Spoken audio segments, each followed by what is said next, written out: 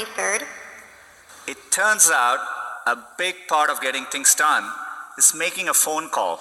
We think AI can help with this problem. Let's say you want to ask Google to make you a haircut appointment on Tuesday between 10 and noon.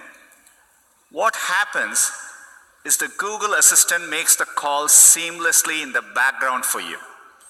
So what you're going to hear is the Google Assistant actually calling a real salon to schedule the appointment for you. Let's listen.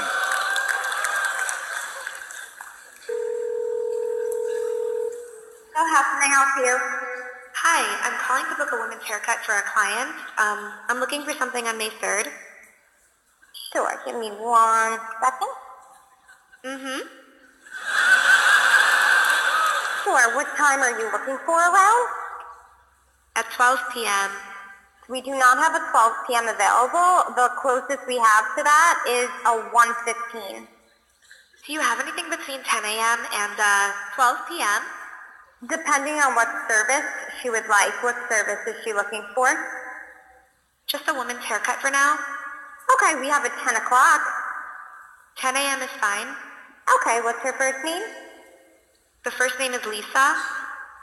Okay, perfect. So I will see Lisa at 10 o'clock on May 3rd. Okay, great. Thanks. Great. Have a great day. Bye.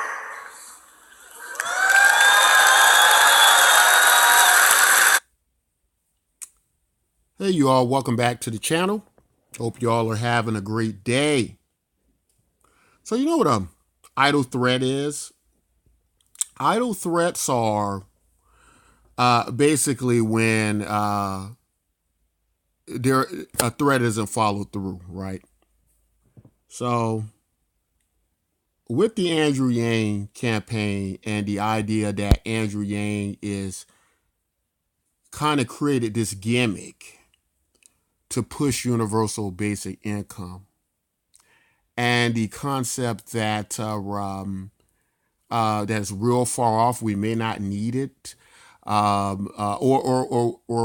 things may change. It becomes this industrial revolution type situation where we just kind of evolve past that, and everybody becomes a computer programmer. And I'm not going to go into that part of the Industrial Revolution and really what happened and the difference between the jump from the Industrial Revolution to flight to space travel and all that. These highly accelerated jumps we hadn't seen over thousands of years. 2,000 years ago in the Roman Empire, they had indoor plumbing. They didn't get indoor plumbing again until about almost 2,000 years later. People were using outhouses, right? So there wasn't this kind of catch up to technology and revolution in that idea. But anyway, you just witnessed something extraordinary.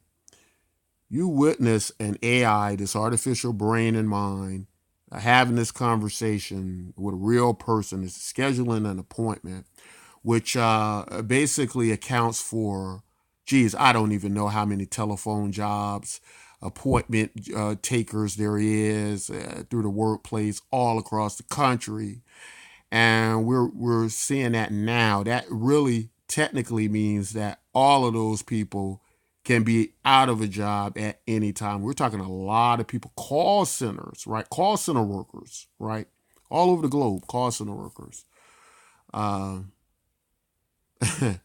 those buggy telemarketer people who call you, and the people who do those jobs, right? Telemarketer jobs, there's a lot of them I know because they call my house all the time. But the people who do those jobs, like, how long is it before they could just make that computer call your house and sell you stuff? And who would want to do that job anyway? It's tough being a telemarketer, but it looks like to me it'll just be easier to have that computer do that job, right? And all those people who are trying to feed their families on that job are out of work. Do these seem like idle threats to you all? Because what I hear a lot is, oh, this is far off. This is far off. This isn't a real threat. Oh, he's just kind of used this scare tactic to get UBI and just find an excuse to give people free money. That's what what the rebuttal is to Andrew Yang's campaign and universal basic income. And mentally, many people can't even see determine see the forest from the trees, right? Because they're kind of in that same mindset of this isn't real, this isn't happening, right? And it's far off. Oh, this could be 10 years off or something like that. So at what period of time through this scheduling does this become something necessary to do something about, right? You know, remember we used to hear these stories like, oh, in 5 years such might have a nuke, in 10 years they might have a nuke, and we need to do something about it. Let me ask this question. When you're in that place, do you reason in a way, is that a good strategy to reason on an eventuality? Is it a good strategy to use that kind of thought process to reason with it? Okay, so we got 10 years. Let's wait to year 9, and then we got to year 9. That's kind of weird, strange reasoning, isn't it? Right? And imagine how disastrous it would be if you wait to the last minute to try to do something about it because you think you got all this time. Nobody can really estimate, right? What we do know is what they have now and what's happening now. And technology moves fast. That means what we just witnessed here. In fact, this video is almost a year old now. That means this conversation you just heard happened over a year ago with this computer. Think that computer, that AI is better or worse, right? I give this example a lot too. This is a very interesting example. I have an uncle who owns a construction business, and he's at the point in his construction business right now where there are a lot of people he doesn't even need to work. He's just working these people so they can go feed their families, right? He can just as easy get machines to do their job without risk of them being injured on the job and him having to deal with problems of injury on the job and workers' compensation and all that. They are, in a sense, more burden to him than him just working a machine, right? Getting a machine. He, on purpose, doesn't use machines so they can have jobs. That's not a good job demand